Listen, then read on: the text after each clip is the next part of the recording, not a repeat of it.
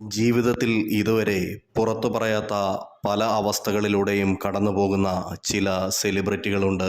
ചെറുപ്പം മുതലേ ക്ലോസ്ട്രോഫോബിയ എന്ന അവസ്ഥയെ അഭിമുഖീകരിക്കുന്ന സൗഭാഗ്യ വെങ്കിടേഷ് തൻ്റെ ജീവിതത്തിലെ ഏറ്റവും മോശമായ ഒരു ദിവസത്തെക്കുറിച്ച് പറഞ്ഞിരുന്നു. താരാ കല്യാണും മകൾ സൗഭാഗ്യ വെങ്കിടേഷും സോഷ്യൽ മീഡിയയിൽ വളരെ ആക്റ്റീവാണ്. ഇരുവരും തങ്ങളുടെ വിശേഷങ്ങളെല്ലാം യൂട്യൂബ് ചാനലുകളിലൂടെ ആരാധകരിലേക്ക് എത്തിക്കാറുണ്ട്. തൻ്റെ ജീവിതത്തിലെ ഏറ്റവും മോശം ഒരു അനുഭവത്തെക്കുറിച്ച് സൗഭാഗ്യ ഇതിനിടെ പറഞ്ഞിരുന്നു. മറ്റൊന്നുമല്ല, ഒരു MRI സ്കാനിംഗ് എടുക്കാൻ പോയതാണ് വിഷയം. അസുഖം എന്താണ് എന്നതിനേക്കാൾ MRI സ്കാനിങ്ങിനെ താൻ എന്തുകൊണ്ട് ഭയക്കുന്നു എന്നതാണ് വീഡിയോയിൽ സൗഭാഗ്യ പറഞ്ഞത്. അതികഠിനമായ ബാക്ക് പെയിനും യൂട്രസിൽ ചില പ്രശ്നങ്ങളും കാരണമാണ് ഡോക്ടറെ സമീപിച്ചത്.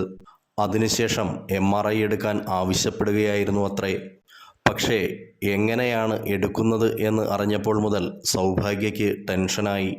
കാരണം സൗഭാഗ്യ ഒരു ക്ലോസ്ട്രോഫോബിയ പേഴ്സണാണ്. അടച്ചിട്ട ചെറിയ മുറികളിൽ ഇരിക്കാൻ ഭയപ്പെടുന്ന അവസ്ഥയാണ് ക്ലോസ്ട്രോഫോബിയ. ചെറുപ്പത്തിൽ ഏതെങ്കിലും തരത്തിലുള്ള ട്രോമയുള്ളവർക്കാണ് ഇത് കണ്ടുവരുന്നത്. അങ്ങനെ ഇരിക്കുമ്പോൾ അവർക്ക് ശ്വാസം മുട്ടുന്നതായും ആകെ തളർന്നു പോകുന്നതായും ഒക്കെ തോന്നും. പേടിയാണ് അടിസ്ഥാനപരമായ പ്രശ്നം. ചെറുപ്പം മുതലേ താൻ അത്തരം ഒരു അവസ്ഥയിലൂടെയാണ് കടന്നു പോകുന്നത് എന്ന് സൗഭാഗ്യ പറഞ്ഞു. ബാത്റൂമിൻ്റെ കതക് തുറന്നിടുകയാണ് ചെയ്യാറുള്ളത്. ബാത്റൂമിൽ പോലും അടച്ചിട്ട് ഇരിക്കാൻ കഴിയില്ല. അത്രയും മോശമായ അവസ്ഥയിലൂടെ പോകുന്ന തന്നെ സംബന്ധിച്ച് MRI സ്കാനിങ് ഒരു ഗുഹയുടെ ഉള്ളിലെന്ന പോലെയുള്ള സ്കാനിങ് മെഷീൻ്റെ ഉള്ളിലേക്ക് പോകുക എന്ന് പറയുന്നത് കൊല്ലാൻ പോകുന്നതിന് സമമായിരുന്നു. സ്കാനിങ് സെൻറ്ററിലെ ആളുകളും ഭർത്താവ് അർജുനും തനിക്ക് എല്ലാവിധ മാനസിക പിന്തുണയും നൽകി. പക്ഷേ 4 മണിക്കൂർ അതിനുള്ളിലുള്ള അവസ്ഥ അതികഠിനമായിരുന്നു.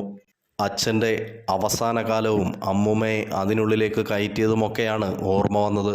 അതിനുള്ളിൽ കയറിയത് മുതൽ താൻ ഏങ്ങി കരയുകയായിരുന്നുവെന്നും സൗഭാഗ്യ പറഞ്ഞു. അസുഖം എന്താണ് സംഭവിച്ചത് എന്നൊക്കെയുള്ള കാര്യം MRI സ്കാനിങ്ങിൻ്റെ റിസൾട്ട് വന്നതിന് ശേഷം പറയാം എന്നായിരുന്നു അന്ന് സൗഭാഗ്യ പറഞ്ഞിരുന്നത്.